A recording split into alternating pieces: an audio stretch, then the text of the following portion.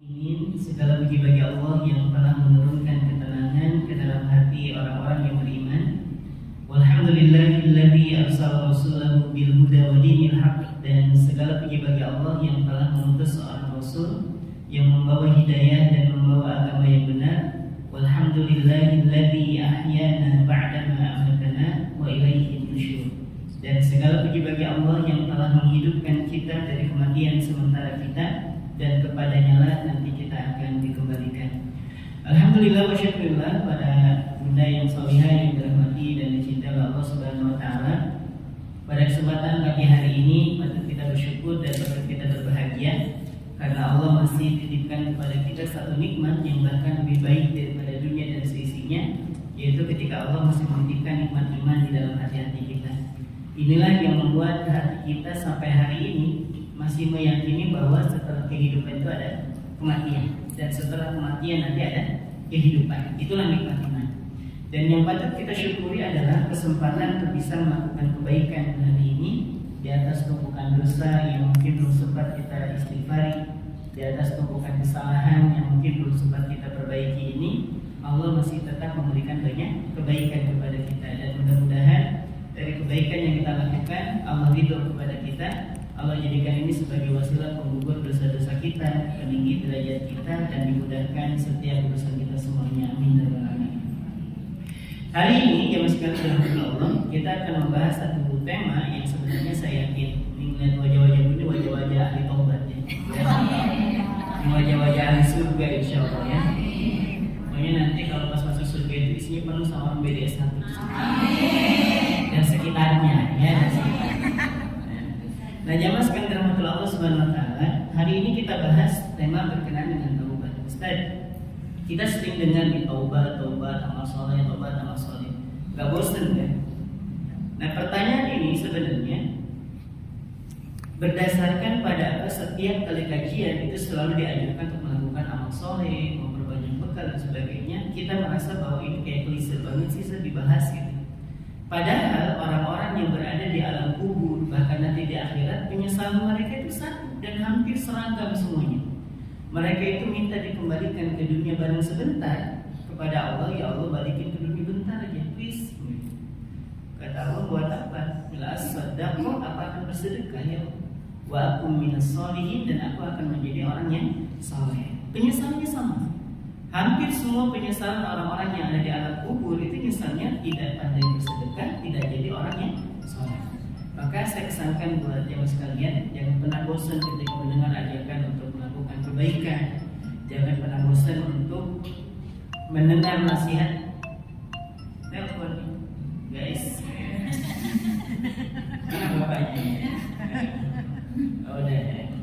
Nah, jamaah sekalian terhormat Allah Subhanahu wa taala, karena nanti ketika kita sudah masuk ke alam kubur, kita akan merasa bahwa hidup di dunia itu cuma sehari semalam. Seperti yang pernah saya sampaikan, kenapa kita merasa bahwa hidup itu kok kayak lama banget ya? Karena kita masih hidup memang. Dan kalau kita sudah masuk ke alam kubur, kita akan mengatakan, ya Allah, perasaan di dunia itu baru sehari semalam. Nah, maka dari itu, di kehidupan yang sebentar ini, jangan pernah bosan melakukan amal soleh, melakukan kebaikan, dan termasuk tema taubat yang akan kita bahas hari ini.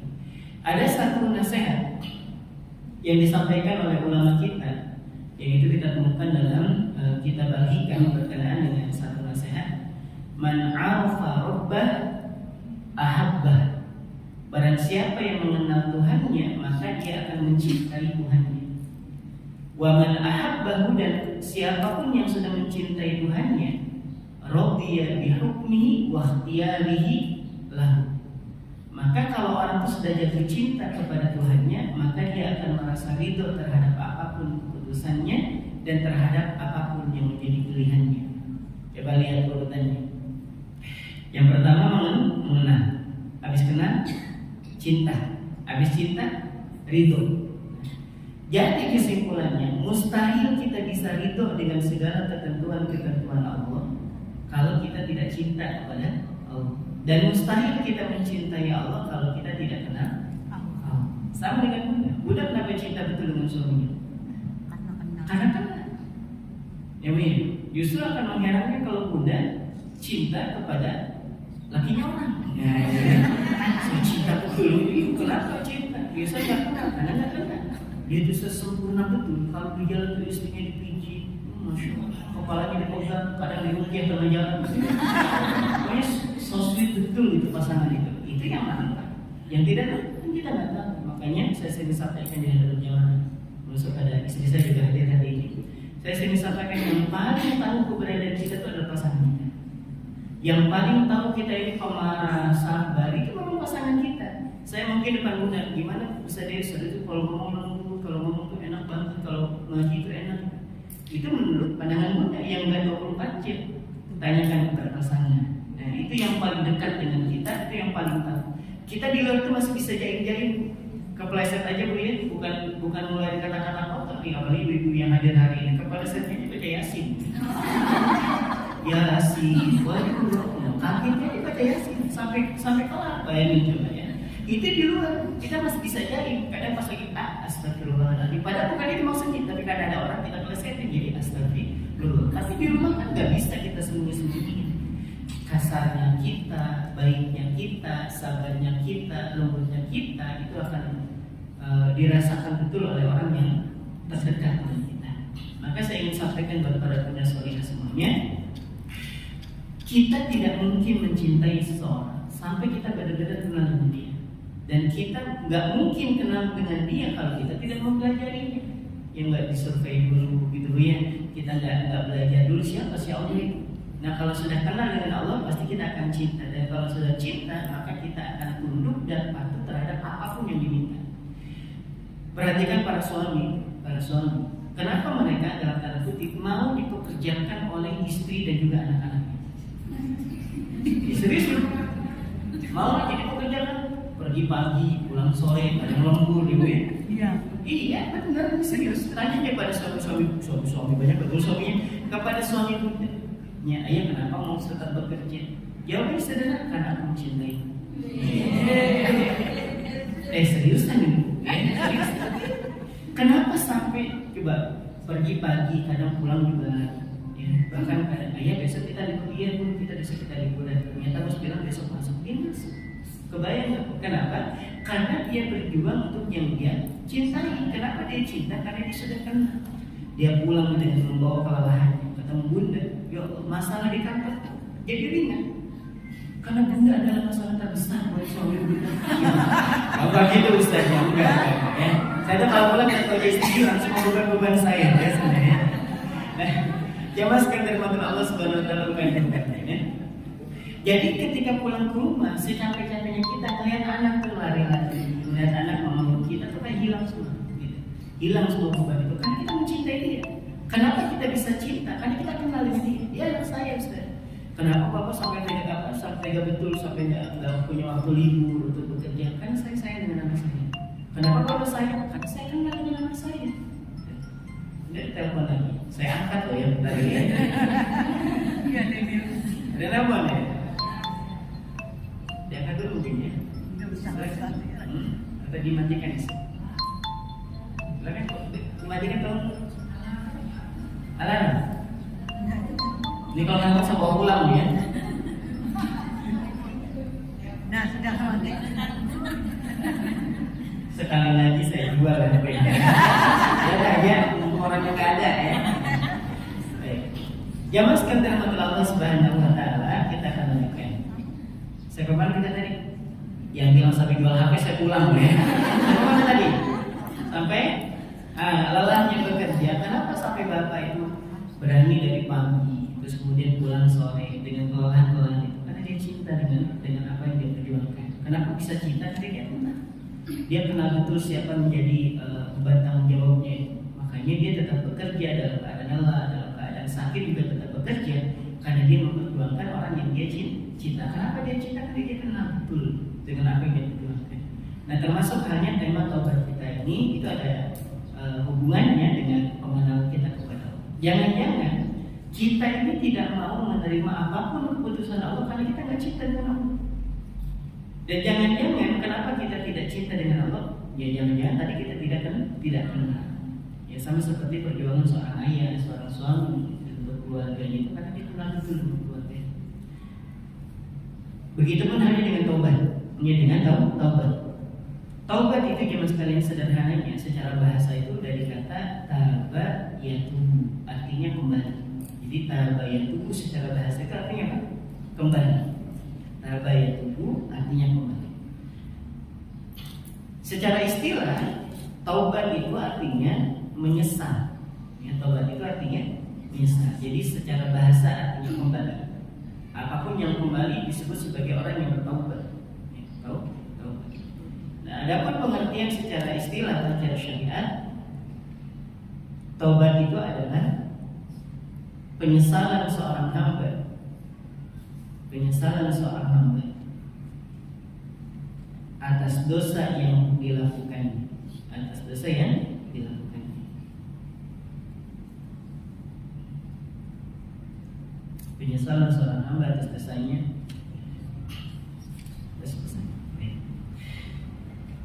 Sebagai contoh firman Allah Subhanahu wa taala dalam surah Al-Maidah ayat ke-74. Al-Maidah ayat 74. Afala yatubuna ila Allah. Mengapa mereka tidak mau kembali kepada Allah? Mengapa mereka tidak mau bertobat kepada Allah? Wa yastaghfiruna, lalu kemudian memohon ampun. Taubat dengan istighfar itu dua hal yang berbeda. Kembali dengan memohon ampun itu berbeda. Ada orang yang kembali tapi nggak mohon ampun, ada nggak? Ada. Ada orang yang mohon ampun tapi nggak mau kembali juga ada. Buktinya apa? Ketika seorang mengatakan astagfirullahaladzim, aku jatuh ya Allah, tapi dia tetap berada di situ. Dia tetap berada di situ. Sama seperti orang yang ghibah. Dan dia sadar kalau ghibah itu dosa, tapi tetap dilanjutkan. Astagfirullahaladzim, kita ngomongin orangnya. Iya, nggak terasa ya. Ngomongin orang. Harusnya kita nggak ngomongin orang kali ini. Tuh lihat di bawah itu, baru lewat. Coba lihat ghibah. Nggak nyambung sama bajunya. Baru istighfar tuh. Baru juga malaikat baru juga nyata. Dia dapat digugurkan dosa. Udah tambah lagi dosanya. Gitu. Dan itu gambaran orang yang beristighfar, tapi dia tidak taubat, tidak kembali. Wallahu ghafurur rahim, dan Allah itu Maha Pengampun, Maha Penyayang. Imam Ibnu Katsir ketika menjelaskan kenapa Allah selalu menggandingkan ghafur dengan rahim untuk menunjukkan bahwa kalian kalau taubat, aku nggak dendam. Kalian kalau mohon ampun, terus kalian mau kembali, aku nggak bakal mungkin kesalahanmu yang lalu. Kalau kita kan beda, aku bisa memaafkan, tapi tidak melupakan. Ya. Padahal memaafkan dan melupakan itu memang babnya berbeda. Berbeda. Jadi pernah saya sampaikan waktu itu, melupakan adalah cara terbodoh dalam mengingat sesuatu. Ya. Melupakan adalah cara terbodoh dalam mengingat sesuatu. Jadi ketika Bunda mengatakan aku sudah melupakan kesalahan dia yang 5 tahun 3 bulan 10 hari, jangan, itu bukan lupa, itu dia sedang mengingat. Makanya kalau ada orang punya salah, gak usah dilupain, dimaafin aja. Perkara nanti bonusnya kita bisa melupakan, itu lebarnya. Karena melupakan dengan memaafkan itu dua hal yang berbeda. Nah Allah itu ketika menerima taubat seorang hamba, nanti kita akan bahas lebih detail. Ketika ada orang yang kembali, gak ditanya itu, misalnya Allah, hamba taubat ya Allah, banyak betul dosa hamba. Allah gak balas itu, kemana aja kok kemarin? Bosan, kan sudah maksiat, enggak. Kita taubat, ya Allah terima. Kita mau kembali, Allah terima. Bahkan kita jatuh lagi ke dalam kesalahan yang sama, kemudian taubat lagi, Allah juga tetap. Baik. Ini ayat yang pertama. Yang kedua, kita bisa temukan dalam surah Al-A'raf ayat ke-153. Walladzina 'amilus sayyi'at, dan orang-orang yang mengerjakan kejahatan, keburukan, tsumma tabu, kemudian dia bertaubat, kemudian dia kembali min ba'diha, setelah apa tadi? Setelah melakukan kesalahan tadi, kemudian dia kembali kepada Allah. Wa amanu, lalu kemudian beriman. Jadi taubatnya itu yang disertai dengan keimanan. Inna rabbaka min ba'diha laghafurur rahim. Sesungguhnya Tuhan setelah itu, maksudnya kalau ada orang nih taubat kemudian disertai dengan keimanan, maka kedudukan Allah setelah itu tetap memberikan apa? Memberikan ampunan dan tetap sayang. Ya Allah, aku punya dosa, kalau sini balik. Tapi gede ya Allah, nggak apa-apa, balik sini aja. Tapi nggak diazab, enggak sini balik aja dulu. Nah, bahkan di dalam surah Az-Zumar lebih tegas lagi Allah menyampaikan dalam surah Az-Zumar ayat ke 53. Qul ya ibadiyalladzina asrafu ala anfusihim, katakanlah wahai Muhammad kepada hamba-hambaku yang sudah melampaui batas. Katakanlah wahai Muhammad kepada baginda Nabi, wahai Rasul, sampaikan kepada umatmu, kepada hamba-hambaku itu. Siapa dia Allah? Hamba-hambaku yang sudah melampaui batasnya. Tahu melampaui batas tahu? Melampaui batas itu gambarannya ngece dulu. Tahu ngece? You know ngece? Ngece itu bahasa Prancis. Ngece itu dia tadi salah, tapi tetap menambah kesalahannya. Itu ngece. Tobat bu, tobat. Nanti kiamat masih lama. Dipikirnya, memang kiamat masih lama. Usia ibu yang pendek gitu ya. Usianya ibu yang pendek, bukan masalah kiamat masih lama. Nah, jadi orang itu dia tahu dia salah, tapi nggak mau tahu. Allah itu gambaran orang yang melampaui batas atau lain. Dia sudah punya pasangan, cari yang lain. Kalau cari yang lainnya itu lawan jenisnya, itu gambarannya dia memang dosa. Tapi ketika dia mencari yang lain yang sesama jenisnya, laki-laki main pedang-pedangan misalnya. Nah, dia sudah punya pasangan, dia cari yang lain. Kalau cari yang lain itu statusnya zina. Tapi kalau dia mencari yang sesama jenisnya, itu namanya melampaui batas. Sama ketika Allah memberikan laknat kepada umatnya Nabi Lut alaihissalam. Jadi ketika mereka mendatangi satu dengan yang lain, itu laki dengan laki pun, itu kan dilaknat betul mereka. Nah, mereka termasuk orang-orang yang sudah melampaui batasnya. Tapi Allah tetap bilang, katakan wahai Muhammad kepada hamba-hambaku yang telah melampaui batasnya. Apa ya Allah yang harus aku sampaikan kepada mereka? La taqnatu min rahmatillah. Janganlah kamu sekalian berputus asa dari rahmat Allah. Ini bahasa kita yang Allah bilang, kamu punya dosa, punya banyak sih, enggak ya Allah, enggak apa-apa sih, tapi Allah dosa saya banyak, enggak apa-apa sih. Kita udah bergetar betul ada banget dengan membawa hubungan dosa, kita bawa keburukan, bawa aib, udah bergetar. Dan Allah cuma bilang, jangan berputus asa ya dari rahmat aku. Coba kebayang, kita ini kalau punya salah sama orang, misalnya kita 5 tahun, kita punya salah, kita juga gak mau minta maaf, gitu. Dan juga memang malu sudah ketemu sama dia, bahkan takut. Kita setiap kali ketemu dia, kita akan menghindar sejauh-jauh. Pas lagi kita belanja di mall misalnya, terus ada nomor masuk ke kita, nomor WA. Isinya apa? Isinya foto kendaraan kita.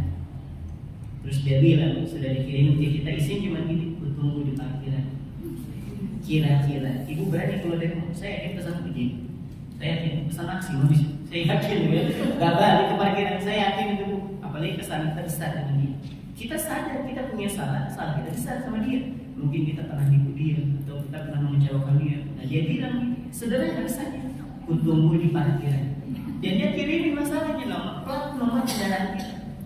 Kita kan tegang betul. Nah terus akhirnya daripada ribut gak karu-karuan, akhirnya datang gitu.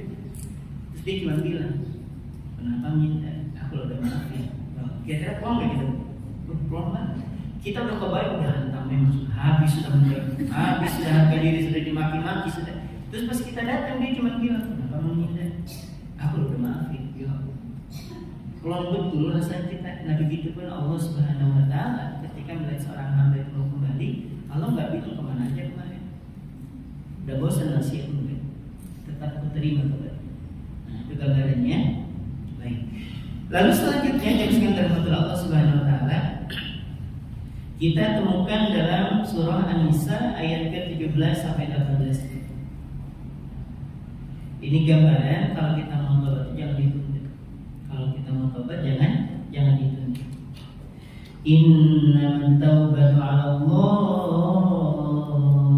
Sesungguhnya taubat di sisi Allah itu lilladzina ya'maluna as-su'a bijahalah, yaitu itu orang-orang yang melakukan apa? Melakukan kesalahan, melakukan kejahatan lantaran kejahilan. Lantaran apa? Kejahilan. Jahil itu bukan bodoh nggak tahu. Jahil itu bukan bodoh tidak tahu gambarannya. Dia tahu bahwa itu dilarang, tapi tetap melakukan, itu namanya bodoh gambarannya. Dilarang masuk listrik tegangan tinggi, sengaja dicolek, wafat. Tidak alam, tidak alam. Udah aja, jangan disentuh, ada tegangan tinggi, dicolek, wafat. Nah itu berarti gambarnya apa? Dia bukan kata, dia tahu ini listrik itu bisa membahayakan, tapi dia tetap dia colek. Makanya orang-orang yang tetap melakukan maksiat dikategorikan sebagai orang yang bodoh. Baik. Sesungguhnya tobat di sisi Allah itu buat siapa? Buat orang-orang yang melakukan maksiat, melakukan kesalahan dengan apa? Dengan kejahilan. Tsumma yatubuna min qarib. Kemudian setelah itu mereka bertaubat di waktu yang segera. Di waktu yang segera. Dia tahu dia salah, maka dia bilang, ya Allah, saya kembali nih ya Allah. Faulaika yatubullahu alaihim. Nah, maka Allah memberikan apa? Menerima taubat mereka. Allah menerima taubat mereka. Wa kana Allahu aliman hakima.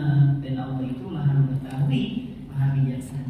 Maha bijaksana. Baiknya Allah begini, Bunda kalau melakukan salah, kemudian taubat, Allah senang. Allah senang. Tapi ketika Bunda melakukan kebaikan, lalu kemudian jatuh ke dalam kesalahan, Allah tuh kayak pura-pura nggak lihat, Padahal Allah tahu. Dari mana dasarnya? Nabi SAW bercerita tentang malaikat itu punya tugas, yang kalau dia turun di subuh hari, nanti dia akan kembali di sore hari, di waktu asar. Jadi malaikat itu kayak dua shift gitu loh. Jadi turun dari langit itu, gambarannya kayak turun dari langit itu di waktu subuh, nanti dia akan kembali lagi di waktu asar. Nah, malaikat yang turun di waktu asar akan balik lagi di waktu subuh. Nah, itu gambaran shiftnya. Lalu kemudian Allah bertanya kepada malaikat ini, kaifa taraktum ibadi? Bagaimana keadaan hamba saat kalian tinggalkan? Maka malaikat mengatakan, kami datang saat mereka sedang sholat dan kami tinggalkan mereka dalam keadaan sholat. Ini gambaran orang yang sholat subuh dan sholat asar. Ketika ada malaikat yang datang dengan semangat yang menceritakan keburukan seorang hamba, ya Allah, si fulan mengutus silaturahmi, si fulan durhaka sama orang, si fulan, Allah bilang apa? Pelankan suaranya. Coba kebayang ya. Jadi ketika malaikat mengadu tentang keburukan seorang hamba, Allah bilang apa? Pelankan suaranya. Gak usah diteriak-teriak. Udah pelanin suaranya. Tahu, Allah juga tahu gitu. Tapi gak usah dikencengin suaranya, pelanin. Itu kalau malaikat mengadu tentang apa? Keburukan seorang hamba. Tapi kalau ada seorang hamba yang bertobat, dia melakukan kebaikan, malaikatnya belum nyampe. Malaikat itu mau mengadukan tentang kebaikan seorang hamba, Allah terlebih dahulu yang mengumumkannya kepada siapa? Semua makhluk yang ada di sekitarnya dan mengatakan, hambaku bertobat. Lihat, hambaku melakukan kebaikan. Coba lihat, coba kebayang ya. Kalau melakukan keburukan, Allah nunggu dulu malaikatnya melaporkan. Tapi kalau masalah kebaikan, Allah sendiri yang mengumumkan. Lihat, hambaku sedang bertobat. Hambaku sedang mengasihani dirinya sendiri, kan dia sudah jatuh ke dalam kesalahan. Hambaku sedang berbakti, hambaku sedang diceritakan semua. Jadi kalau Allah itu melihat seorang hamba melakukan kesalahan, seolah itu kayak diabaikan. Tapi ketika melakukan kebaikan, bahagia betul dengan kebaikan seorang hamba. Itu baiknya Allah, baiknya Allah. Lalu kemudian, walaysatit taubatu lilladzina ya'maluna as-sayyi'at. Dan taubat itu bukan kayak gini loh kata Allah. Siapa dia ya Allah? Yang maksudnya bukan orang yang bertobat. Hatta idza hadara ahadahumul maut, sampai datang kepada mereka kematian, qala inni tubtul an. Ya Allah, aku tobat sekarang. Udah mati. Udah apa? Udah mati. Jadi ketika nyawa itu dicabut dari dalam tubuhnya, dicabut kemudian memang sudah tiba aja, dia baru mengatakan, ya Allah, aku tobat sekarang. Bukan tobat kata Allah yang kayak ini. Bukan taubat. Taubat itu sebagaimana sabda Nabi Shallallahu Alaihi Wasallam, Innallaha yaqbalu taubatal 'abdi ma lam yughargir. Allah itu akan tetap menerima taubat seorang hamba selama nyawa itu belum sampai ke kerongkongannya. Goro-goro itu itu tiap malam itu mau. Tolong bedakan goro-goro dengan ngorok, tolong bedakan. Goro-goro itu, nah itu namanya goro-goro. Tapi kalau namanya apa? Beda ya, goro-goro dengan ngorok itu berbeda. Nah kata Allah, firman Allah dalam surah An-Nisa ayat 78 ini ayat ke-18, taubat itu bukan kayak gitu. Kalian melakukan dosa, terus kemudian datang kematian, terus bilang ya Allah aku taubat sekarang. Bukan. Taubat itu sebelumnya misalnya pas sudah mulai terasa gitu kan. Kan kata sebagian ulama mengatakan bahwa orang tuh ini berdasarkan hadis ya, berdasarkan hadis Nabi itu ada orang yang paling sakit betul kematiannya ada. Kan ada yang bisa betul lewat kaki. Makanya kalau kita melihat ada orang yang meninggal kaki tak angkat gitu ya. Nah itu kemungkinannya dicabutnya lewat kakinya. Ada yang lewat kepalanya meninggal gitu ya. Ada yang mutar dulu ya. Kalau Bunda lihat, kalau percaya bukanya di YouTube kompilasi sakaratul maut, kompilasi bayangin coba yang kayak lagu aja. Kompilasi sakaratul maut. Bunda akan menemukan situ ada orang kalau meninggal mutar dulu. Seperti itu gambarnya.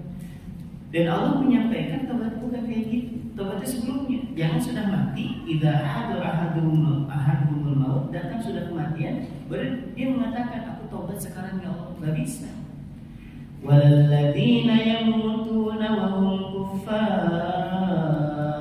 Dan tidak juga kepada orang yang mati dalam keadaan kekufuran. Dia tidak beriman kepada Allah. Sekalipun kalau sekalian, orang-orang kafir nanti ketika berada di padang mahsyar, mereka juga mengaku bahwa Allah itu Tuhannya, gitu. Maka mereka mengatakan ya Allah tahu kayak gini azab, udah binasakan aja kami. Padahal belum diazab, belum, masih berada di padang mahsyar. Benar masih ingat cerita-cerita ustazah gitu kan yang sering menyampaikan di padang mahsyar itu matahari ditetapkan mengira 1 jengkal. Orang tuh kata Nabi ada yang tenggelam sampai ke bagian lututnya, ada yang tenggelam sampai ke pinggangnya, ada sampai ke atas matanya. Tergantung dosa-dosanya. Matahari sedekat itu, kebayang. Matahari sedekat itu, gitu nggak ada yang menaungi, alhamdulillah gitu ya. Nah orang-orang kafir mengatakan apa? Ya Allah tahu kayak gini azab, binasakan aja kami. Itu belum azab neraka, belum. Baru sampai di padang mahsyar, belum nanti ya belum hisab, belum mizan, baru syirat, baru kemudian surga dan neraka. Mereka mengatakan binasakan aja kami ini. Mereka tidak tahu. Tapi masalahnya sudah terlambat. Karena taubat itu sebelumnya, bukan setelahnya. Ulaika a'tadna lahum 'adzaban alima. Dan sungguh buat orang-orang yang seperti itu kami sediakan siksa yang amat sangat pedih. Buat siapa? Orang yang sudah mati baru ingin taubat, orang yang mati dalam keadaan kafir. Baik, makanya bersyukur betul kepada Allah ya kalau hari ini Allah menitipkan nikmat iman di hati kita dan cara memupuk iman itu dengan duduk-duduk modal kayak gitu. Duduk-duduk di majelis ilmu, dengerin Quran, ya di rumah juga. Kalaupun juga memang belum sempat membacanya, paling nggak dengerin. Ya, atau misalnya punya pasangan yang mengajar Quran, kita dengerin saat dia sedang mengajar Al-Quran. Itu ini tahajud bin iman, tahajud bin iman. Jadi ilmu itu kadang ilmu Quran itu saya dapat dari istri. Di situ hari ngajar. Saya tahu tentang ikhwah, saya tahu tentang Isma, itu istri. Dengerin aja, ibu kalau saya nggak baca Quran, saya dengerin. Saya pernah dengerin Quran, mual, sedang rukyah gitu, ya rukyah sekalian. Dengerin aja niat itu buat rukyah. Jangan kita ini memang ada gangguannya sulit dekat dengan Al-Quran. Jadi kalau Bunda sudah ada tanda-tandanya pegang Quran bergemeter, baca a'udzu nanti perlu rukyah. Kalau saya baca Quran ngantuk, wah bagus. Ya, kan sering saya sampaikan, Bu, daripada kerja jauh, itu cuma masalah insomnia. Ini bukan menyepelekan kasusnya, bukan. Ibu baca Quran aja, ambil air wudhu, terus kemudian baca Quran, itu obat insomnia. Coba aja, kalau nggak percaya, ibu susah tidur, ambil wudhu, baca Quran, insya Allah. Ya. Tuh, nah jawabannya sih. Jadi kalau susah insomnia, orang ambil wudhu, taubat, terus baca Quran. Baru satu halaman juga ada ngorok. Ya, coba aja kalau percaya. Saya kalau baca Quran terus nanti kalau bisa tidur bagus tuh ketemu subuh gitu kan. Masya Allah sudah subuh aja, Masya Allah. Ya nggak sadar kalau sudah subuh. Kan tidur dari position yang subuh gitu ya. Baik. Lalu selanjutnya jam sekian dirahmati Allah Subhanahu Wa Taala, kita akan masuk ke hadis Nabi Sallallahu Alaihi Wasallam berkenaan dengan taubat. Tadi ayat-ayatnya sudah ya. Ini kita masuk yang pertama. Ibu kalau baca hadis, terjemahnya misalnya hadis riwayat Bukhari dan Muslim. Ada yang kedua muttafaqun alaih, sama-sama diriwayatkan oleh Imam Bukhari, sama-sama diriwayatkan oleh Imam Muslim. Bedanya apa? Kenapa nggak digabung jadi muttafaqun alaih aja? Bedanya Bukhari dan Muslim dengan muttafaqun alaih itu bedanya gini. Dalam hadis Bukhari bunyi hadisnya seperti ini, dalam hadis Muslim bunyi hadisnya berbeda. Ya, tapi isinya sama. Ya redaksinya yang berbeda. Nah, sedangkan muttafaqun alaih itu dari mulai isi periwayat itu sama, namanya muttafaqun alaih. Jadi kalau kita baca hadis muttafaqun alaih, berarti dua-duanya ada dalam hadis Muslim, ada juga di hadis Bukhari. Nah, dalam hadis yang disepakati oleh dua imam besar ini, ada satu hadis dari baginda Nabi Sallallahu Alaihi Wasallam, Allahu asyaddu farhah. Allah itu asyaddu itu benar-benar gembira betul gitu. Dengan siapa? Bitaubati abdihi, dengan taubatnya seorang hamba. Coba kebayang, padahal yang punya surga siapa? Yang punya neraka? Allah tuh nggak rugi memasukkan kita ke surga, nggak rugi memasukkan kita ke dalam neraka juga Allah nggak rugi. Tapi Allah tuh senang betul bahasanya ngelihat ada seorang itu taubat. Hina yatubu ilaihi, sampai kemudian orang yang bertobat ini benar-benar taubat kepada Allah min ahadikum, dan itu Allah senang banget lihat salah seorang di antara kalian kemudian dia taubat dan Allah terima taubatnya. Senang betul dengan orang model kayak gini. Karena ala rahilatihi, itu taubatnya seperti orang yang membawa pembekalan di atas binatang tunggangannya biarti falatin, di tanah yang tandus. Ini kisah ini menceritakan Nabi. Ada seorang, gambarannya ini sampai Allah itu benar-benar gembira betul dengan taubatnya seorang hamba sampai sebegininya.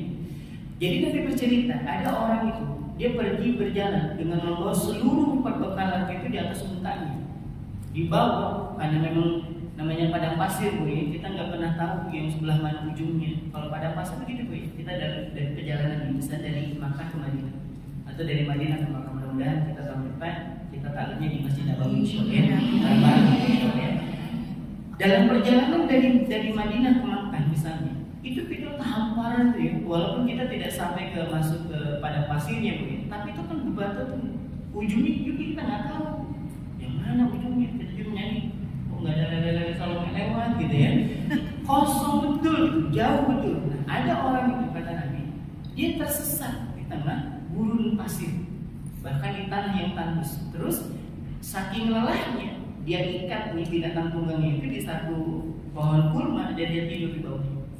Dan ketika terbangun hilang untanya plus dengan semua perbekalannya, sekiranya cuman perbekalan yang hilang dirampok, misalnya masih ada binatang tunggangnya, dia masih merasa lebih nyaman. Kenapa? Dia masih bisa naik untanya.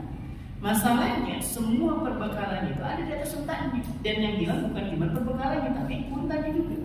Kebayang gak di tengah-tengah padang pasir, tanah tandus kayak gitu, gak ada orang yang buat ditanya, semua perbekalannya hilang, putus asa. Akhirnya nyari kesana kesini nggak nemu juga, pasrah sudah, dia kembali ke tempat asal, dia tidur lagi di situ saking lelahnya. Dan ketika terbangun dia jumpai ada lagi unta beserta dengan pembekalannya tadi. Bahagia dia mengatakan apa? Allahumma anta abdi wa ana rabbuk. Bayang, ya Allah, Engkau adalah hambaku dan aku adalah Tuhanmu. Coba bayangin coba. Sama ngomong, Bu, paham ya? Dia mengatakan, ya Allah, Engkau adalah hambaku dan aku adalah Tuhan.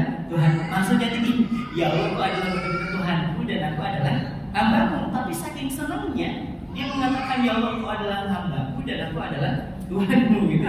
Dan aku senyum dengan itu, dan aku bahagia melihat orang yang seperti itu. Dan lebih bahagia lagi ketika ada seorang hamba yang dia mau bertaubat. Ini seorang hamba saking bahagianya sampai dia lupa kedudukannya.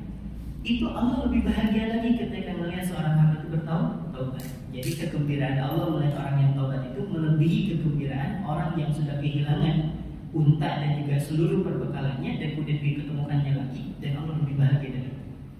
Ya Allah lebih bahagia dari itu. Baik, selanjutnya. Laukana libni Adam wadiyan, sekiranya ada anak Adam itu punya dua lembah. Dua apa? Dua lembah. Tahu lembah? Tahu lembah? Berlembah lembutlah kali. Apa? Oh, lembah, ya, itu lembah. Ya, lembah itu ya. Lembah. Lembah. Nah, lembah itu yang ada kita biasa beli madu itu kan dari lembah gitu. Baik. Sekiranya seorang Bani Adam itu punya dua lembah. Min malin yang berisi dengan harta, layabda liyawadiyan thalithan, niscaya dia akan mendambakan lembah yang ketiga. Kebayang, ya orang begitu memang. Kalau sudah punya istri satu, bukan saya bilang ya, ya kalau sudah punya istri satu masih aja kepikiran, ya pengen punya istri dua. Kalau sudah punya dua, pikiran juga punya istri yang ketiga. Padahal satu aja belum dirawat dengan baik. Satu aja berat hukumannya. Tanggung jawabnya juga berat. Saya tuh bukan enggak mau. Ya, bukan juga takut. Istri udah nyuruh terus kan istri kalau abang mau. Tapi masalahnya ketika bilang abang mau sambil ngasih pisau. Abang mau. Enggak. Nah, jamaah sekalian Allah Subhanahu wa taala. Kita lanjutin ya. Jadi ketika seorang hamba itu manusia yang anak Adam punya dua lembah, dia akan berangan-angan untuk punya lembah yang ketiga yang isinya semua diisi dengan harta benda. Sampai kapan? Wala yamla'u jawfa ibni Adam illa turab, sampai tanah itu menyumpah mulutnya. Kalau dia mati baru dia akan merasa cukup. Wa yatubu Allahu 'ala man taba, dan Allah menerima siapapun yang mau bertaubat. Ini gambarnya gitu. Digambari dulu oleh Nabi, ada orang yang rakus betul. Sampai-sampai kalau dia ini, kalau sudah punya dua lembah, dia akan mengharapkan lembah yang ketiga, dan kalau sudah ketiga juga akan mengharapkan lembah yang lain. Sampai kapan? Sampai dia mati, baru akan merasa cukup tentang masalah rezeki, tentang masalah harta yang didambakan tadi. Tapi kata Nabi, dan Allah menerima siapapun yang mau bertobat. Nah, maksudnya kalau ada orang seperti itu tapi mau bertobat, Allah tetap akan menerima tobat. Nah, hadis yang lain sama, hadisnya masih muttafaqun alaih. Yang pertama muttafaqun alaih, yang kedua muttafaqun alaih, yang ketiga ini adalah muttafaqun alaih. Yadhaqullahu la rajulaini, Allah itu yadhaqu itu dari kata dhahika yadhaqu, artinya tertawa. Apa artinya? Tertawa. Tapi kan untuk menjaga kesucian Allah Subhanahu wa taala enggak mungkin kita Allah tertawa kayak kita, gini. Allah tersenyum, Allah terbahagia. Ya Allah senang, ya Allah senang. Kepada siapa? Ila rajula ini, kepada dua orang ini. Siapa dia? Yang tulu ahaduhuma, yang duanya itu saling membunuh. Allah senang dengan ada dua kasus ini, ada dua orang yang saling membunuh. Ya dukhulanil jannah, tapi keduanya masuk surga. Kita kalau baca hadis separuh ini, wah Allah senang dengan orang yang saling membunuh. Jadi Allah belum selesai, Nabi belum selesai ceritanya. Kok bisa gitu wahai Rasul? Allah senang dengan dua orang yang saling membunuh. Kok bisa? Yang pertama kata Nabi, yuqatilu hadza fi sabilillah. Yang pertama dia pergi di jalan Allah, dia terbunuh, dia terbunuh. Ini yang pertama. Yang kedua, summa yatubu Allahu 'alal qatil, dan Allah memberikan kesempatan kepada orang yang membunuh, dia tobat. Ini gambarannya, dia ikut perang. Dia masih kafir, ya, dibunuhnya orang muslim, dia meninggal, yang muslim pasti masuk surga. Nah, dia dapat hidayah. Dapat apa? Dapat hidayah. Dia masuk Islam, dia perang bersama dengan Nabi Sallallahu Alaihi Wasallam. Lalu kemudian fayustashhadu, dan dia pun mati syahid. Jadi setelah membunuh orang beriman, dia pun terbunuh menjadi seorang yang beriman. Dan Allah senang dengan yang seperti itu. Maksudnya bukan berarti Allah senang dengan bunuh-bunuhannya, bukan. Tapi ada orang yang pertama dia terbunuh di jalan Allah, yang kedua yang membunuh dia tobat, terus pergi lagi berjihad, dan dia pun terbunuh. Gitu. Dan Allah tidak mempermasalahkan dia pernah membunuh orang beriman. Gede nggak membunuh orang tua dosanya? Gede, tapi dia tobat, diterima tobatnya. Baik. Lalu yang terakhir hadis Nabi Sallallahu Alaihi Wasallam, Ya ayuhan nas, wahai sekalian manusia, tubu ila rabbikum, bertobatlah kalian, kembalilah kalian kepada Tuhan kalian. Fa inni atubu ilaihi fil yaum mi'ata marrah. Sesungguhnya aku bertobat kepada Allah dalam setiap harinya itu 100 kali. Itu dalam hadis riwayat Imam Ahmad. Bahkan dalam hadis yang lain, wallahi demi Allah. Wallahi demi Allah. Nabi ulang 3 kali demi Allahnya. Terus kenapa wahai Rasul sampai bersumpah seperti itu? Inni la astaghfirullah wa atubu ilaihi fil yaum aktsar min 70 marrah. Aku itu, kata Nabi, bertobat, mohon ampun kepada Allah dalam setiap hari, istighfar dulu ya, lebih dari 70 kali.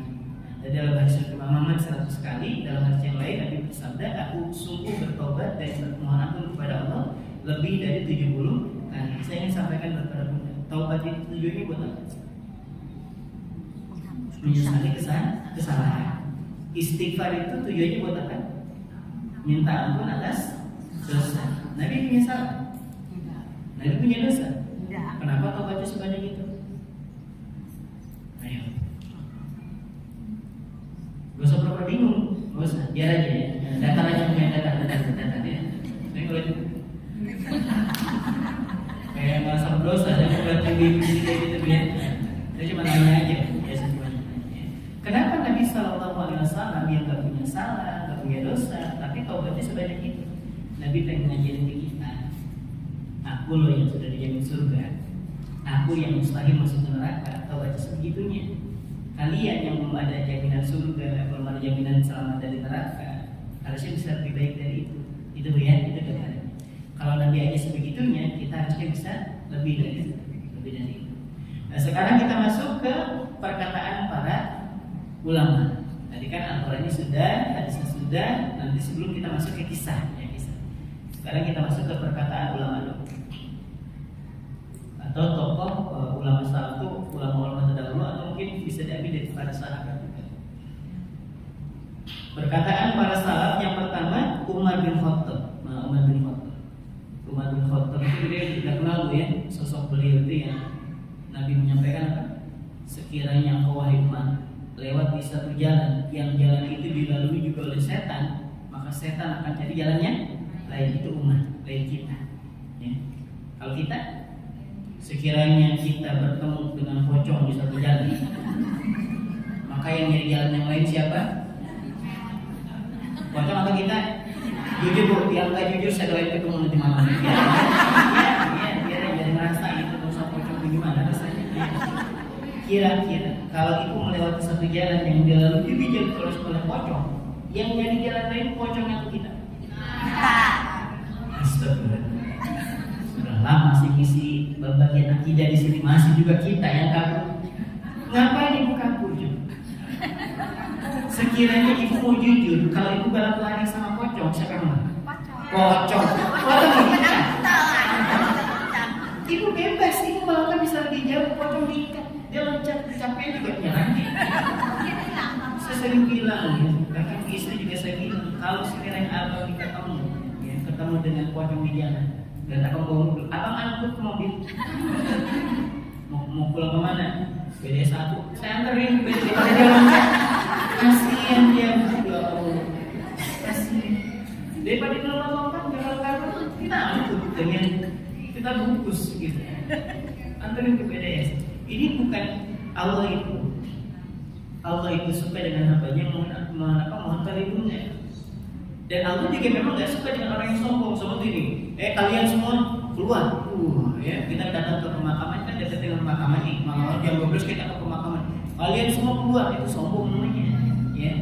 Tapi memang kita nggak boleh takut dengan syaitan, itu nggak boleh takut. Nah, tapi kan gini Ustaz, masalah kita ini. Jujur aja begini. Kalau ibu berada di tempat yang angker, atau mati lampu deh di rumah. Ibu ya mati lampu. Ibu tinggal di rumah itu sudah 5 tahun, 10 tahun, kan gelap tuh. Ketakutan nggak? Ketakutan. Ibu langsung baca apa? Salut kan? A'udzubillahi minasyaitonir. Pertanyaan saya, ibu ketika baca a'udzubillahi minasyaitonir rajim, itu karena ibu yakin Allah melindungi atau karena ibu takut sama setan?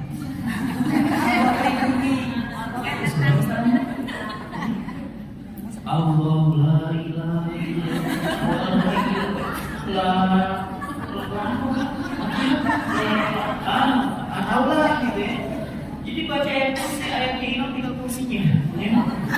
sudah ketemu sama setan, ayatnya lupa tinggal kursinya, leparin aja kursinya. Ya, ya saya udah ngajarin bertahun-tahun, saya menjadi BDS tuh ya. Tolong ketemu sama setan jangan lari. Samperin aja baca Al-Quran, berkata ngompol belakangan ya. Kita kalau kuat, kita ini manusia. Kita ini manusia. Pokoknya mulai hari ini, kalau kita berhubungan sama Allah itu bukan karena kita takut sama setan, tapi karena kita tahu bahwa Allah akan melindungi kita. A'udzubillahi minasyaitonir rajim. Ini suruh berpikir. Bu kan pintar ngajinya, udah gitu guru tafsir lagi. Ini rupiah. Alhamdulillah. Takut itu kan? Kita punya hafalan, kita bisa baca. Udah gitu baca kita dikoreksi lagi sama yang jin satu lewat atas jinnya. Itu khonya terlalu tebal.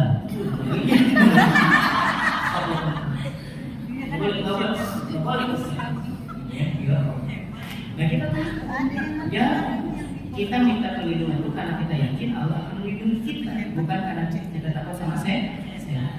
Gitu ya. Jadi kalau kita lewat dan ada setan, yang nyari jalan lain setan. Kamu yang nyari jalan lain atau aku? Atau saya kamu aja gitu. Ini kebanyakan orang hantu sih ya. Saya juga nonton. Saya nonton kemarin dengan istri itu film hantu. Ada pokoknya bahasa Jawanya itu setan kayu, gitu ya. Walaupun dia film Korea, tapi kalau bahasa ini sama, setan banyu gitu ya, setan banyu. Dan itu gitu aja. Nonton setan gitu aja. Nanti juga, kaget, nanti nggak ada. Atau di samping kayak gitu aja. Gitu aja. Padahal masalah yang kita hadapi itu lebih menakutkan dibanding hantu. Ibu kalau pas lagi nonton hantu, takut, buka aja rekening lihat saldonya, itu lebih menakutkan saldo kita dibanding dengan film setan. Kata Umar bin Khattab radhiyallahu anhu, jadi sutawabina fa innahum arqu afidah. Ya, Umar bin Khattab menyampaikan, duduklah bersama dengan orang yang bertobat, sesungguhnya arqu afidah, karena mereka itu punya hati yang lebih lembut. Jadi duduklah dengan orang yang suka bertobat karena hati mereka terlembut. Karena memang hidup dekat-dekat dengan orang yang soleh, dengan orang yang baik itu hawanya beda. Bukan berarti maksudnya awal neraka nih mungkin gitu. Bukan, maksudnya kalau sama itu kayak adem aja bawa ibu ya. Gimana keadaan kita nanya, tahu nggak? Kamu pilih syukur lagi ada apa? Tahu nggak bu yang kemarin kerja pernah masuk? Artinya punya teman kayak gitu ya. Nah jadi adem aja bawahnya apa? Adem. Makanya kata Umar bin Khattab, duduklah bersama dengan orang yang gemar bertobat karena mereka itu punya hati yang lembut. Yang kedua dari sahabat Ali bin Abi Thalib radhiyallahu anhu, ajaban liman yahlik. Aku tuh heran sama orang yang celaka. Aku tuh heran dengan orang yang celaka. Wa ma'ahu najat, sedangkan dia punya senjata keberuntungan. Gini bahasanya, aku kok heran ya ngelihat orang kok bisa celaka padahal dia punya senjata keberuntungan. Ditanya, ditanyakan kepada Sayyidina Ali bin Abi Thalib, wa ma hiya, apa tuh yang dimaksud dengan senjata keberuntungan tadi? Sahabat Ali menjawab, at-taubatu wal istighfar, taubat dan juga istighfar. Jadi kok bisa orang celaka ya? Padahal dia punya alat keberuntungan loh. Apa alatnya? Istighfar dan taubat. Yang ketiga dari sahabat Ibnu Abbas radhiyallahu anhu, dia berkata, ini dari sahabat Ibnu Abbas radhiyallahu anhu, at-taubatu an-nasuh. Taubatan nasuha itu an-nadamu bil qalbi. Satu, dia menyesali dengan hati. Nanti kita akan menemukan syarat taubat nanti di akhir. Tapi ini spill dulu sama Imam Ibnu Abbas mengatakan bahwa taubat nasuha itu yang pertama menyesal dengan hati. Yang kedua wal istighfar bil lisan, dan mohon ampun dengan lisan. Jadi gak cukup misalnya nih kita istighfar dalam hati itu gak cukup, karena zikir disebut dengan zikir itu ketika disebut apapun itu, Tapi kan zikir hati itu lain babnya. Zikir hati itu katanya apa? Kontemplasi, merenung, muhasabah, itu namanya zikir hati. Tapi zikir dikatakan zikir itu kalau diucapkan. Ibu dalam hati Allahu Akbar, nggak dimasuk, ya, nggak dimasukkan sebagai zikir. Zikir itu adalah ketika dilafazkan. Subhanallah, alhamdulillah, wa la ilaha illallah, wallahu akbar. Itu baru zikir. Kalau zikir hati itu kebayang, ya Allah, hamba banyak dosa, hamba banyak keburukan, sudah 40 tahun, sudah hamba itu dikit aja kebaikannya. Nah itu namanya zikir hati. Tapi kalau mengingat kematian itu juga zikir hati. Tapi kalau dikatakan zikir itu harus apa? Dilafazkan. Termasuk ketika Imam An-Nawawi menyampaikan afdalul zikri, sebaik-baik zikir itu adalah qiraatul Quran, membaca Al-Quran. Membaca itu bukan pakai hati. Ibu ngapain? Baca Quran. Enggak berat. Pakai hati. Sama nasihat pakai hati. Saya duduk kayak sini. Sejam. Jenuh kayak gitu. Baca apa? Jangan-jangan ikut ajaran Mama Bukron. Lanjut. Selanjutnya, yang ketiga, wal itlaqu bil badan, dan meninggalkannya dengan anggota badan. Sama kayak gibah, ya. Gibah ngomongin orang, keburukannya. Alhamdulillah Ustaz, saya tidak pernah duduk dengan majlis yang di dalamnya ada gibah. Masya Allah. Terus pokoknya kalau ada orang gibah, saya duduk agak jauh, gimana agak miring. Kenapa dimiringin? Agak jelas pokoknya. Itu bukan maksud orang yang taubat, ya, karena taubat itu dia meninggalkan dengan badannya. Ya beneran ditinggali, yang beneran ditinggali. Lalu kemudian yang keempat, wal idmaru alla ya'uda ilaihi abada, dan bertekad untuk tidak mengulanginya selama-lamanya. Bertekad untuk tidak mengulanginya selama-lamanya.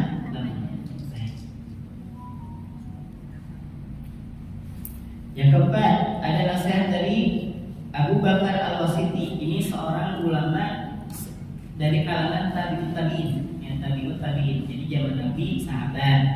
Ada orang yang lahir tapi nggak ketemu sama Nabi, jadinya tabi'in. Karena cuma bertemu dengan para sahabat. Maksud Imam Hasan Al-Basri. Imam Hasan Al-Basri itu dia lahir 10 tahun setelah baginda Nabi SAW meninggal. Makanya bertemu dengan para sahabat. Itu namanya tabi'in. Ada lagi yang lahir generasi setelahnya, tapi nggak bertemu dengan sahabat, cuma ketemu dengan tabi'in, namanya tabi'in. Nah, sama dengan Abu Bakar Al-Wasiti ini seorang tabi'in, dia mengatakan at-ta'anni, tidak tergesa-gesa fi kulli syai', dalam segala hal itu hasan, baik. Jadi nggak boleh tergesa-gesa untuk melakukan apapun itu baik. Illa fi thalathi khisal, kecuali pada 3 hal ini. Jadi kita nggak boleh tergesa-gesa kecuali untuk 3 hal ini. Yang pertama, inda waqti sholati, 1 ketika datang waktu sholat. Ini boleh tergesa-gesa, tapi jangan terlalu tergesa-gesa. Nanti sholat duhurnya 3 rakaat, ya. Beneran Allahu Akbar, baru juga azan, Allahu Akbar, gitu. Maksudnya itu tergesa-gesa, disegerakan. Yang kedua, tidak boleh tergesa-gesa kecuali untuk yang kedua ini, wa inda dafnil mayyit, ketika mengurus mayit. Dan saya sering pesankan buat para bunda, kalau misalnya orang tua bunda jauh, ya, di luar pulau, luar kota, bunda meninggalnya pagi, terus kata keluarga, gimana nih, menunggu atau langsung dimandikan? Langsung aja dimandikan. Tapi kalau pertemuan terakhir kemarin kemana aja? Kemarin kemana? Itu sudah pada Allah. Harusnya di bos kita tidak disegerakan aja. Kita doakan yang baik-baik. Justru diingatkan menyampaikan kalau dia ini buruk, maka kita berlepas dari keburukannya. Tapi kalau jenazah ini baik, nah maka dia segera bertemu dengan kebaikannya. Di alam kubur, paham ya? Jadi kalau ternyata keluarga kita jauh kemudian meninggal, ya sudah, disegera aja diuruskan. Saya ingat betul ketika Mumi almarhumah yang 3 tahun ya berarti meninggal itu, malam kita istri yang bilang, sabar ya, ini tahu loh penumpang yang hari itu sudah paham. Meninggal malam, ditelepon gimana? Tunggu, nggak usah itu, langsung aja disegera. Jadi pagi langsung dimandikan, langsung dikafan, langsung dikuburkan. Saya sampai ke Karawang itu asa pada asa menjelang maghrib, ya udah dimakan, nggak masalah, ya nggak masalah.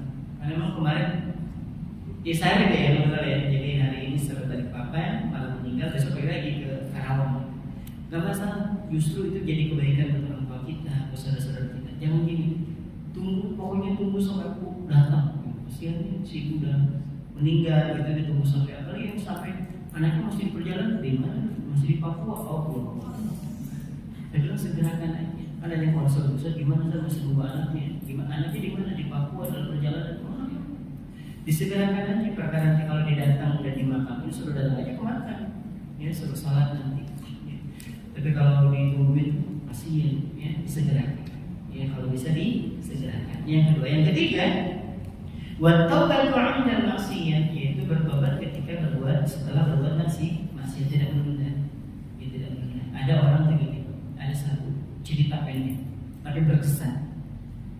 Dia berniat taubat malam hari, dia berniat tobat esok hari, dan dia meninggal di malam hari. Ini kisahnya kan ya. Jadi ada orang yang berniat bertobat esok harinya, tapi dia mati di malam harinya. Jadi yang pernah menunda taubat. Lalu kemudian nasihat selanjutnya atau nasihat yang kelima ya. Yang kelima dari kalangan orang-orang terdahulu. Man nadima faqad taba wa man taba faqad anaba. Barang siapa yang menyesal, tandanya dia bertobat, dan barang siapa bertobat, maka artinya dia sedang mendekat kepada Allah.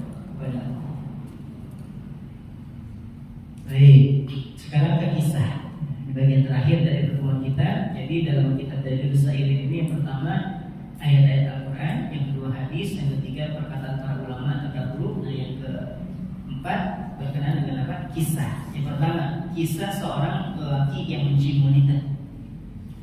Ceritanya gini, Abdullah bin Mas'ud radhiyallahu anhu itu menceritakan, ada seorang datang pada Nabi, ya Rasulullah, aku ketika masuk ke kebun, ada melihat wanita yang cantik, aku cium dia, dan kami melakukan hal-hal yang tak boleh dilakukan, tapi tidak sampai bersetubuh. Disampaikan kepada Nabi, ya Rasulullah, aku pernah datang ke kebun, ada wanita cantik itu, aku cium dia, dan dia juga mau gitu. Sampai kami melakukan hal yang tidak boleh dilakukan, tapi tidak sampai bersetubuh. Terus kata sahabat ini mengatakan, bahwa Rasulullah, kalau aku bertobat diterima nggak? Kalau aku bertobat diterima nggak? Nabi nggak jawab. Karena ini pengakuannya betul-betul gamblang betul gitu ya. Nabi kalau ujuk-ujuk gini bertobat diterima ya kan? Sampai kemudian Allah menurunkan firman-Nya dalam surah Hud ayat ke-114. Ya, surah Hud ayat 114. Wa aqimis sholata tarafayn nahar, dan dirikanlah salat pada di kedua tepi, yaitu tepi siang dan juga malam. Wa zulafa minal lail itu awal malam, maghrib. Jadi kalau awal pagi itu kan subuh. Nah, terus kemudian kalau awal malam itu maghrib. Dan Allah melanjutkan, innal hasanat, sesungguhnya kebaikan-kebaikan itu yudhibnas sayyi'at, itu bisa menghapuskan kesalahan-kesalahan yang lampau. Jadi maksudnya gini, kalau udah melakukan kesalahan, udah sholat aja deh gitu. Lakukan kebaikan-kebaikan, karena kebaikan-kebaikan itu bisa menghapuskan kesalahan yang terdahulu. Dzalika dzikra lidzakirin. Nah, itulah peringatan bagi orang-orang yang ingat. Dalam ayat ini Allah tidak mengatakan nanti siksa dulu ya. Kata Allah, dan lakukan aja amal soleh, sholat, jaga sholatnya 5 waktu. Nah, terus iringilah keburukan di masa lalu dengan kebaikan hari ini. Sebagaimana sabda Nabi Sallallahu Alaihi Wasallam, wa atbi'is sayyi'atal hasanata tamhuha, iringilah keburukan di masa lalu dengan kebaikan hari ini. Niscaya kebaikan hari ini akan menghapuskan kesalahan di masa lalu. Ibu mungkin yang hari ini baru merasa, Ustaz, saya baru berjilbab sekarang Bapak. Ustaz, saya baru kenal sholat sekarang Bapak. Tapi kan saya nggak pernah sholat, sebelumnya Bapak juga. Kenapa? Kok nggak apa-apa Ustaz, ini gimana? Yang dulu, terus kemudian udah merasa banyak salah, banyak dosa, tapi masih hidup. Mau itu saya sampaikan. Kalau kita merasa banyak salah, banyak dosa, tapi masih hidup, berarti tandanya Allah masih sayang. Karena kalau Allah tidak sayang lagi pada seorang hamba, Allah akan cabut nyawa dia saat dia sedang melakukan keburukan itu. Bisa aja ucapan kita saat kita kemana-mana pakai baju you can see my cat gitu ya. Yang bukan lagi pengangguran di jalan ya. Ya kayak gitu ya. Allah bisa aja nyambut kita waktu kita nggak pernah sholat. Tapi kan enggak. Kita masih tetap sehat, kita masih tetap hidup ya. Bahkan sampai hari ini juga kita tetap senang pengajian ya. Tetap senang sedekah. Nah, harapannya kebaikan yang kita lakukan hari ini bisa menghapuskan kesalahan kita di masa depan. Baik. Lalu kemudian Nabi memang bilang tadi, setelah mendapatkan firman Allah, kemudian Nabi menyampaikan ayat tadi. Nah, lalu kemudian Nabi menyampaikan, wahai Umar, panggilkan orang tadi. Dipanggil orang tadi. Lalu kemudian dibacakanlah ayat ini. Artinya Allah tetap menerima taubatnya. Sampai kemudian Umar bertanya, ya Rasulullah, apakah ini khusus buat dia atau buat umum? Kata Nabi, buat umum, buat semuanya. Siapapun yang melakukan kesalahan, tapi dia tetap menjaga sholatnya, dia taubat, Allah tetap menerima taubat. Yang kedua kisahnya sahabat Abu Hurairah dan seorang wanita yang bercanda. Ceritanya. Apa yang diceritakan oleh sahabat Abu Hurairah? Abu Hurairah itu pernah bertemu dengan seorang wanita. Lalu wanita itu bilangnya apa? Begini. Ya Abu Hurairah, wahai Abu Hurairah, engkau kan dekat dengan Nabi. Kenapa? Aku ingin bercerita. Tapi ini aib saya, tapi aku pengen ketemu sama Nabi. Tapi kan gak mungkin dengan aib sebanyak ini. Aku jatuh ke dalam zina. Terus aku juga punya anak Nabi. Terus dan aku bunuh anaknya. Kebayang ya. Jadi Abu Hurairah mendapatkan pernyataan seperti itu. Aku berzina, aku hamil, dan aku bunuh anaknya. Apa kata Abu Hurairah? Celakalah kau, wahai wanita. Celakalah kau, wahai wanita. Tapi kata si wanita ini, dan aku bertobat gitu. Ini kan nih kertasnya gini. Aku berzina dan aku membunuh anakku dari hasil perbuatan itu. Nah, kata Abu Hurairah, tabban, celaka kau. Demi Allah tidak ada lagi taubat bagi atau siapa? Abu Hurairah. Namanya juga beliau mendengar lain kalau gini, Bu. Aku jatuh ke dalam kesalahan. Terus aku punya anak karena kesalahan itu, tapi aku rawat dan lukai itu. Itu lain ceritanya. Ini diceritakan dia berzina, dia punya, dia dibunuh anaknya. Nah, itu yang buat Abu Hurairah juga gak stabil ya dia dengar kalimat itu. Maka celaka kau ya wanita. Dia bukan kepada Nabi, dia bukan kepada Nabi. Lalu kemudian turunlah ayat ini. Ini bahagia betul jadi wanita. Dia ngaku kesalahannya, tapi dia mau bertobat. Dan dia nggak mau ketemu sama Nabi bukan karena ada apa bedanya, bukan. Dia merasa kayak kurang pantas kalau ketemu langsung dengan Nabi Sallallahu Alaihi Wasallam. Maka disampaikan kepada Abu Hurairah. Maka Abu Hurairah mengadukan kepada Nabi. Maka turunlah firman Allah di dalam surah Al-Furqan ayat ke-68 sampai ayat ke-70. Nanti bisa Bunda baca ya, intinya Allah itu menerima dia. Seburuk itu, iya seburuk itu. Tapi Allah menurunkan ayat ini. Maka Abu Hurairah mencari wanita itu. Lalu kemudian dia sampaikan kepada wanita tadi dengan mengatakan bahwa Allah menerima taubatmu. Allah menerima.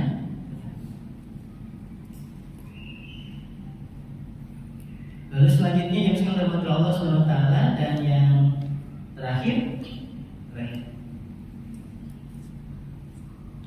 Imam Asy-Syafi'i rahimahullah ta'ala pernah memberikan pesan buat kita. Ini sebagai penutup dari pertemuan kita. Imam Asy-Syafi'i rahimahullah ta'ala berpesan ketika ditanya, wahai Imam, siapa yang lebih utama?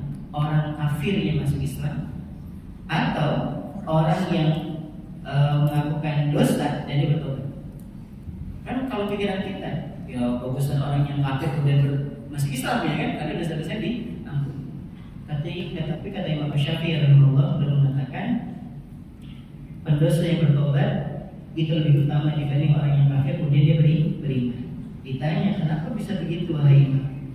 Kata Imam Syafi'i belum jawab, pendosa yang bertobat lebih utama karena orang kafir jika masuk Islam dia berpindah dari tidak mengenal Allah menjadi mengenal Allah. Nah, sedangkan seorang pendosa jika bertobat dia berpindah dari mengenal Allah kepada tingkat mencintai Allah. Gitu ya. Kata Imam Asy-Syafi'i rahimahullah. Wallahu a'lam bishawab. Yang pada intinya taubat tadi, sebelum saya tutup, Tobat tadi punya syarat ya. Apa syaratnya? Yang pertama menyesal. Yang kedua berjanji untuk tidak mengulangi. Yang ketiga mengembalikan hak-hak adami. Maksudnya kalau berkaitan dengan harta, balikin hartanya. Kalau berkaitan dengan pernah menyakiti, kita minta maaf, minta ridhonya. Nah, terus kemudian yang keempat mengiringinya dengan amal soleh. Karena rasa-rasanya nanti percuma udah tobat tapi kamu beramal soleh. Aku tobat kok dari maksiatku, kenapa nggak sholat? Gitu kan urusan lain, nggak bisa. Ya tobat itu dibarengi yang pertama dia menyesal, yang kedua berjanji tidak mengulangi, yang ketiga dia minta maaf kalau berhubungan dengan manusia, dan yang keempat dia mengiringinya dengan amal soleh. Wallahu a'lam bishawab. Sampai di sini kalau ditanyakan, dipersilakan kita buka sampai menjelang maghrib. Assalamualaikum warahmatullahi wabarakatuh.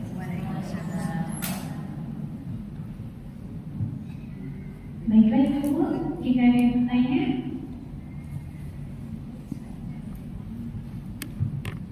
Ada yang mau bertanya, Ibu?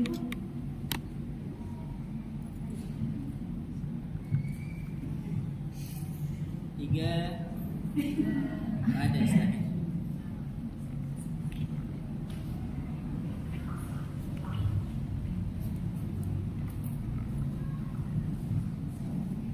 Terima kasih. Assalamualaikum warahmatullahi wabarakatuh. Kaitannya dengan bertobat ya Ustaz. Misalnya begini, kita udah merasa bertobat, kita punya teman yang suka bergibah.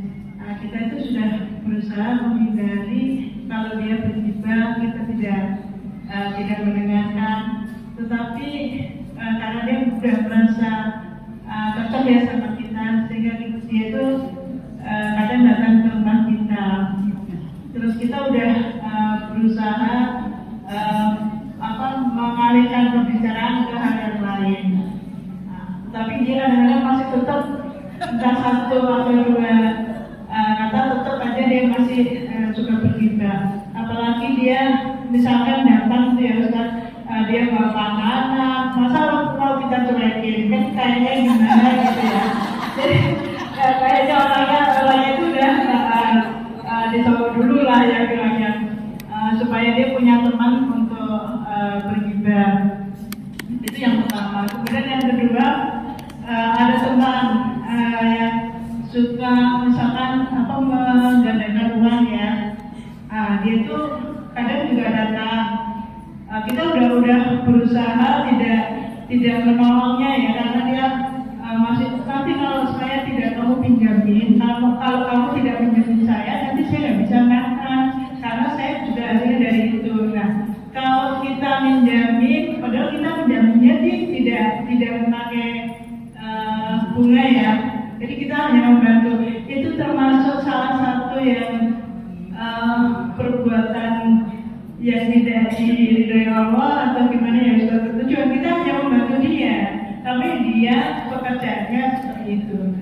Terima kasih. Assalamualaikum warahmatullahi wabarakatuh. Assalamualaikum. Menggandakan uang? Iya. Menguatkan. Bayangin menguatkan uang masih pinjam juga ya? Kan aneh sebenarnya. Baik, Bismillahirrahmanirrahim.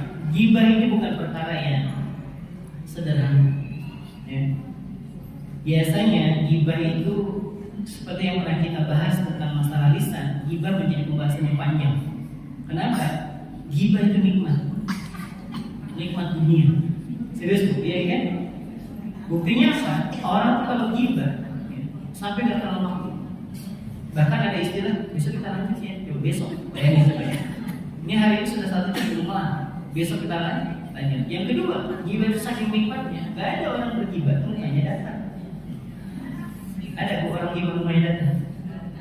Ya kemarin tuh lihat dia kayaknya sama selingkuhan. Mana jalannya mana? Ada gitu. Terus yang kedua ya, kamu dengar dari mana? Dia banyak yang saya pergi. Assalamualaikum. Ada kayak gitu. Iya. Gimana lu gimana? Pokoknya dahsyat kalau gitu.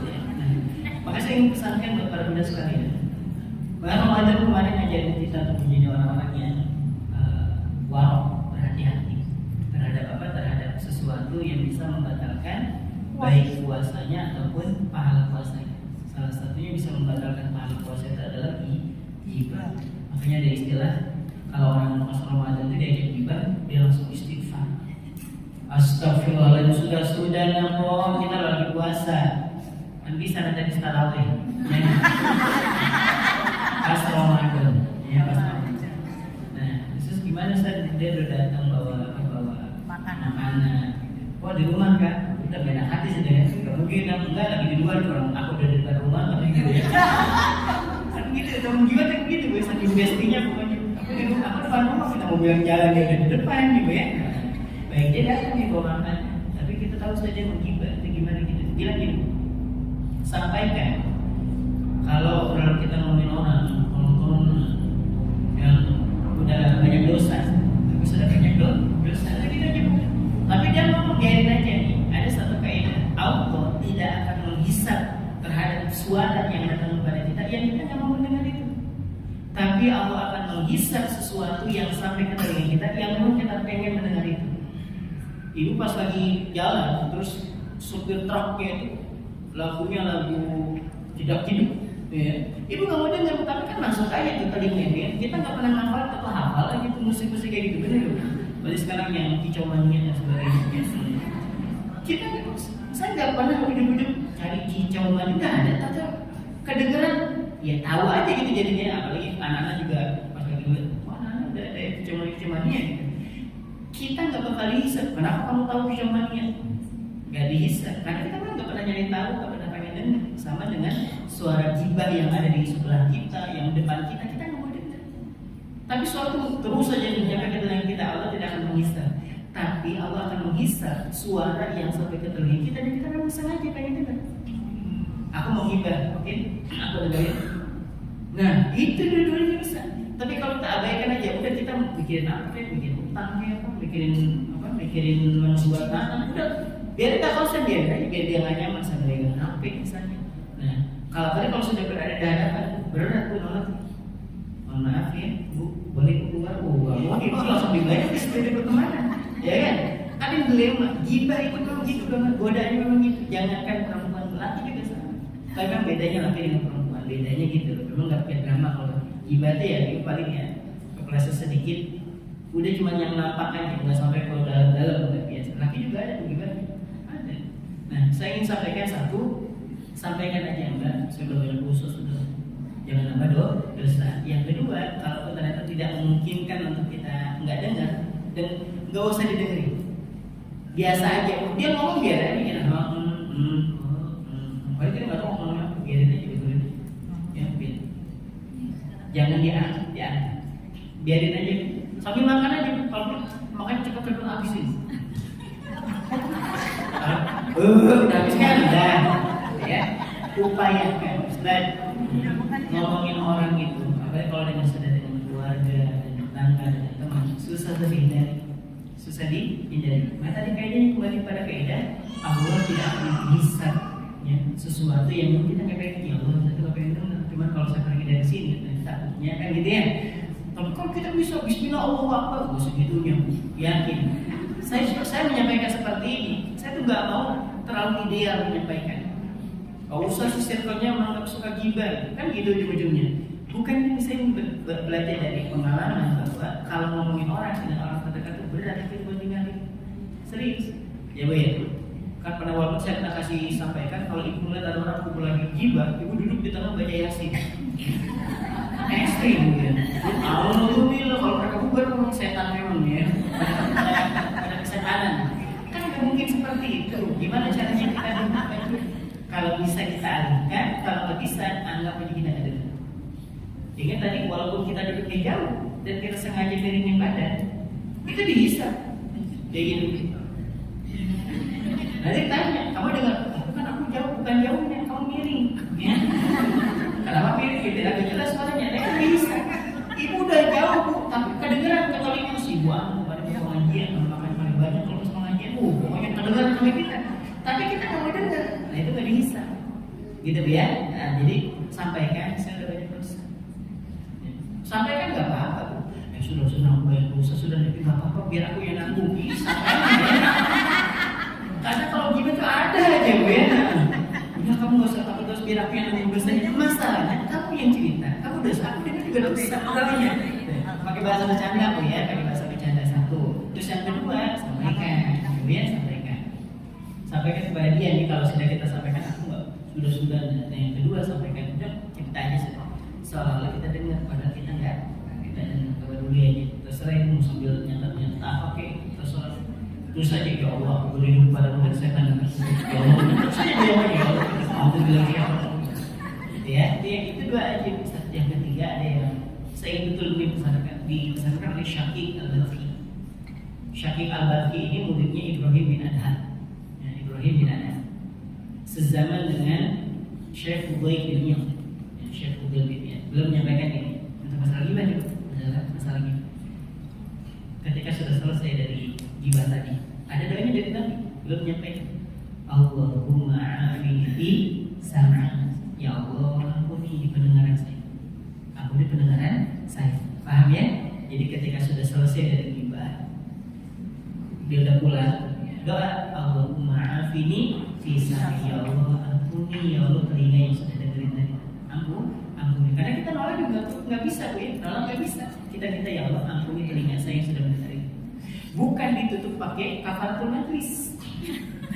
Baik, kita tutup gibah syar'iyyah kita sama-sama baca kafaratul majlis. Apalagi kita tutup dengan hamdalah apalagi nggak masuk di situ. Udah langsung ya Allah, ampuni telinga saya. Oh, gitu ya. Itu tips yang disampaikan oleh Syaqiq Al-Balkhi. Wallahu a'lam bishawab. Yang kedua dia sekalian, Ustaz, dia itu tukang ngomongin duit. Padahal dia bisa ngomongin duitnya sendiri ya. Ngapain dia ngomongin duit orang yang dia pinjam ke kita? Gimana Ustaz? Gini Bu, ngebantu orang itu selama Bunda tahu uang itu bukan digunakan untuk maksiat, itu nggak ada batas. Ada yang alhamdulillah ada bisa pelacur datang tahu kita tanya Bu, saya belum makan hari bisa kak pinjamnya bang kita jual 50.000 kasih nggak? Kasih, dia belum makan gitu. Jangan sampai dia harus melayani orang dulu baru kemudian dia kita kasih pinjam. Tapi kan uangnya nanya nggak boleh. Tapi kan nanti dia bayar pakai uang itu nggak boleh. Sama seperti hanya muamalah ketika itu jual kelompoknya. Ada orang baju seksi betul baju gitu. Terus dia bilang, gua ada beras gitu. Terus kita tanya uangnya halal atau enggak? Wih beli. Itu nggak boleh. Bukan urusan kita. Dia ngomong dari mana itu bukan nggak boleh. Ini haram katanya nggak boleh. Datang. Ini tolong ya sebelum kau bayar ini uang dari mana? Kapan kamu mendapatkannya? Apakah dari dia punya halal?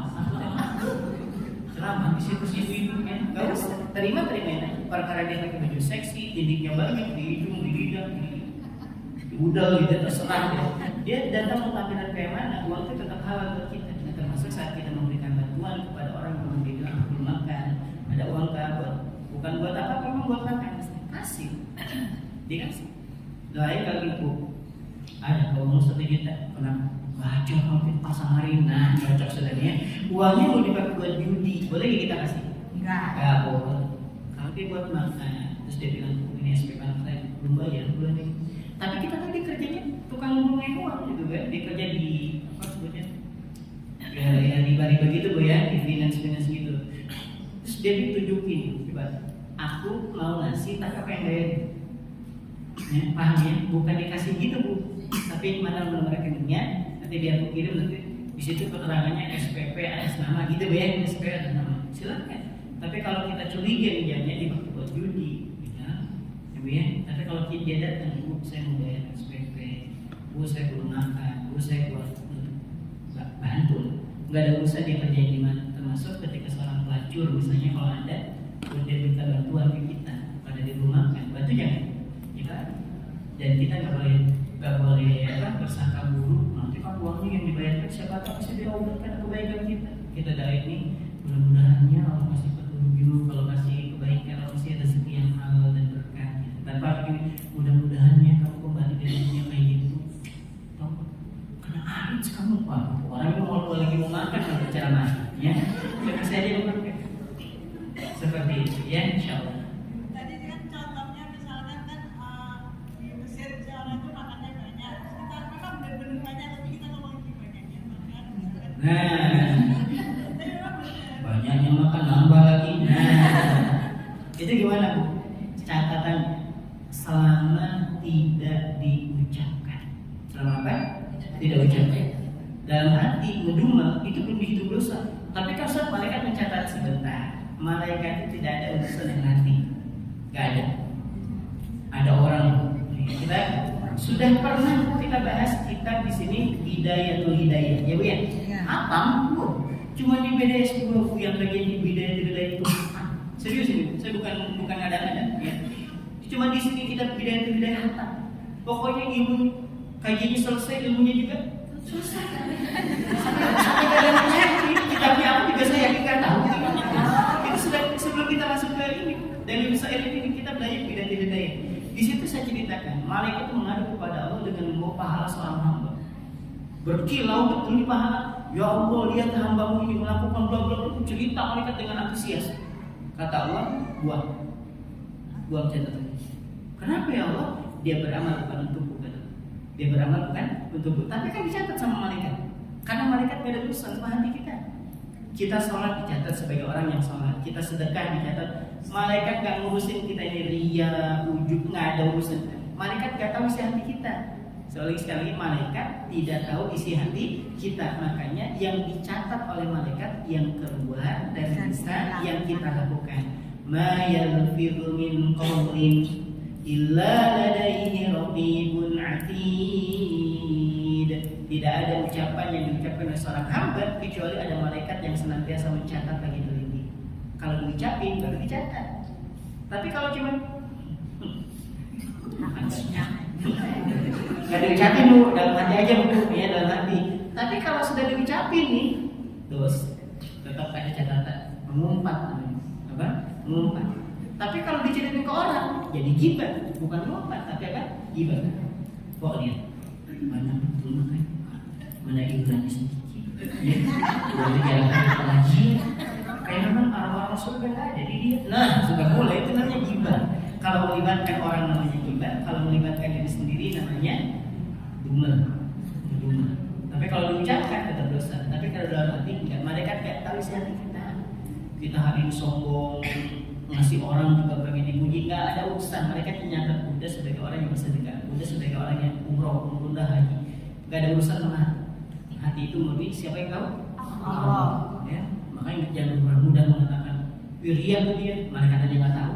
Kita tahu dari mana dia lihat. Jangan-jangan bukan dia yang lihat, tapi hati kita yang dengki. Alhamdulillah. Baik, wallahu a'lam bishawab. Baik, nampaknya sudah lapar ya jam segini. Tapi ramai oleh malaikat sampai nggak muat di dalam. Masya Allah. Pada nol yang belakangnya. Sampai nggak muat aja balik. Nanti kalau nomor di atas juga masih bisa. Ya.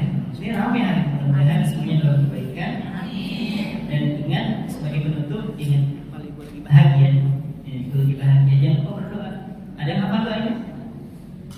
Ya, saya kasih air beneran. Berkah gitu. Ya. Gimana doanya? Pernah saya gitu. Gak apa-apa kalau usah bahasa Arab, bahasa Indonesia aja. Ya. Tambah kotakan.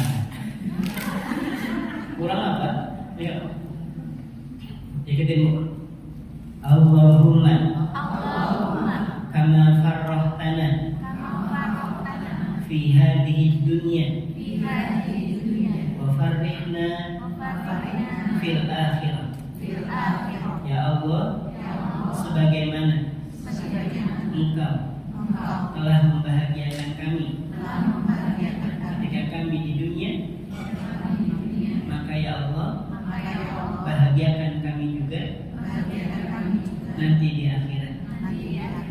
Ya, gitu. Nabi itu dapat kebahagiaan, dapat kabar gembira. Pokoknya apa yang membuat beliau senang, langsung angkat tangan. Ya Allah, sebagaimana Engkau telah membahagiakan kami ketika kami di dunia, maka bahagiakan juga kami nanti di akhirat. Mudah-mudahan ketawanya para Buddha hari ini, senyumnya para Buddha hari ini juga mengantarkan kepada tertawanya nanti di surga. Amin. Kurang lebihnya mohon dimaafkan, kita tutup dengan sama-sama berdoa dulu karena itu tadi MC. Ya, kalau saya semua nanti MC kan tutup nih. Saya tutup dulu dengan sama-sama berdoa. Mudah-mudahan yang sakit hari ini Allah sembuhkan. Amin. Urusan Allah mudahkan urusannya. Jadi kita keluarga yang penuh dengan sakinah, mawaddah dan rahmah. Jadi kita anak-anak yang soleh dan salehah yang menjadi penyejuk mata dan penenang batin untuk doa banyak. Allahumma shalli wa sallim ala nabiyyina Muhammadin fil awwalin wal akhirin wa barik wa sallim wa radiyallahu ta'ala حمد الشاكرين حمد الناعمين حمدا يوافي نعمه ويكافئ مزيده. يا ربنا لك الحمد كما ينبغي لجلال وجهك الكريم وعظيم سلطانك. ربنا اغفر لنا ذنوبنا ولوالدينا وارحمهما كما ربيانا صغارا. ربنا ظلمنا انفسنا وان لم تغفر لنا وترحمنا لنكونن من الخاسرين. اللهم انصر اخواننا المسلمين المستضعفين في فلسطين. اللهم انصر اخواننا المسلمين والمجاهدين في فلسطين. اللهم انصر اخواننا المسلمين في كل مكان وفي كل زمان يا ارحم الراحمين. ربنا آتنا في الدنيا حسنة وفي الآخرة حسنة وقنا عذاب النار. بفضلك سبحان ربك رب العزة عما يصفون وسلام على المرسلين والحمد لله رب العالمين. Terima kasih.